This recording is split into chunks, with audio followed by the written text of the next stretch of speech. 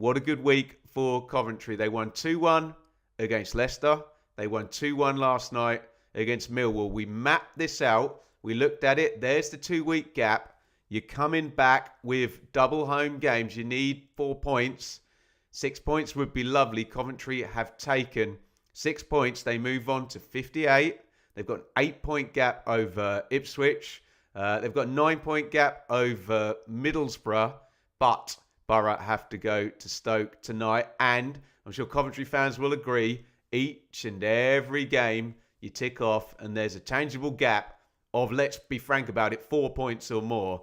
You want that one game margin for error, don't you, in a promotion race? And they have got way more than that, Coventry. And yeah, things looking really good, really, really focused. And we kind of spoke about the ways you win in the run-in. And sometimes, I'm going to talk about Ipswich again, exactly the same narrative, winning comfortably at home. Sometimes that resilience, that fight, and in the 2 games this week, they've had a comeback win in a derby against Leicester. And the feedback I was getting during the night was this game ebbed and flowed, was a bit coin flippy, and Coventry have got the job done. And if you're a Millwall fan thinking, oh, could have got something from that one.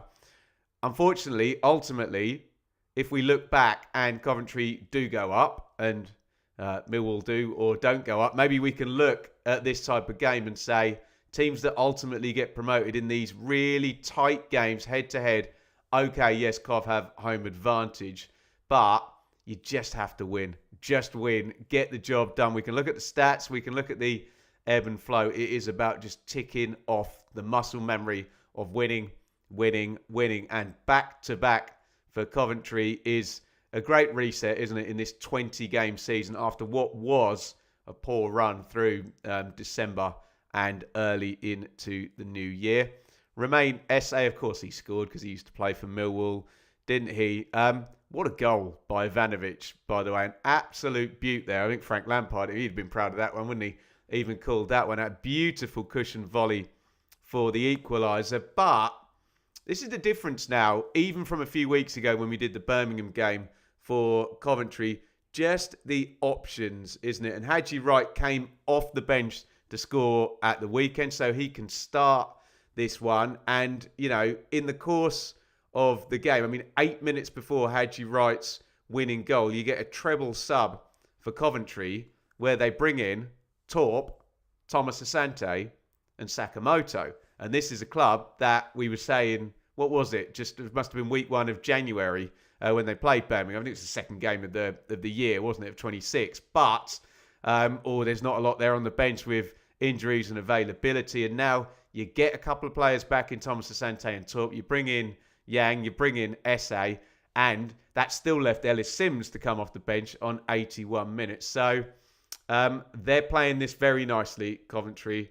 I have to say. That is 10 wins out of 11 at the CBS as well. And I remember covering League One following Ipswich a few years ago, and you had a Plymouth side who just won 90% of their home games. And you really don't have to be that good on the road to get promoted if you're going to have a home record like that. We talked about margin for error for Coventry after the 11 wins in 12 run. We can talk about margin for error with a 8 and a 9-point gap now, albeit both sides have a game in hand.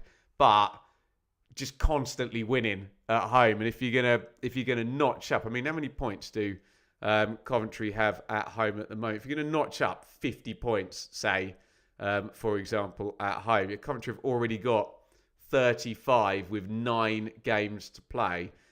You go a really, really long way to ticking off promotion, don't you? So excellent from Coventry. From a Millwall point of view, look, the first thing I will say is we talk about these 3-game weeks.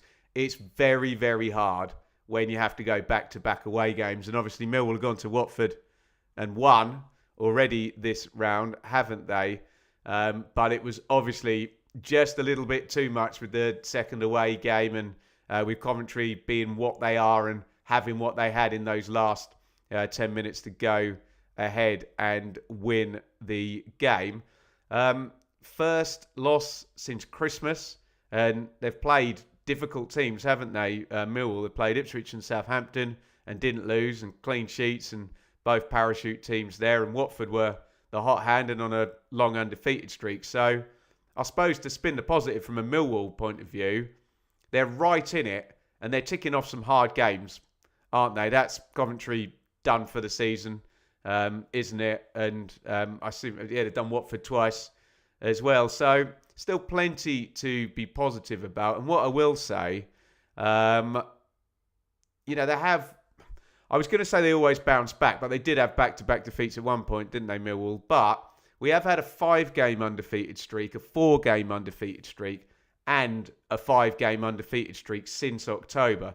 So it's just not beyond the realms of possibility that Millwall, who played Charlton in a big derby game at the weekend, could now go another 4 or 5 games undefeated. That's how we feel about them this season. But maybe, just maybe, this is Coventry's season, and in this run-in, we've already seen it twice now. Behind against Leicester, just win.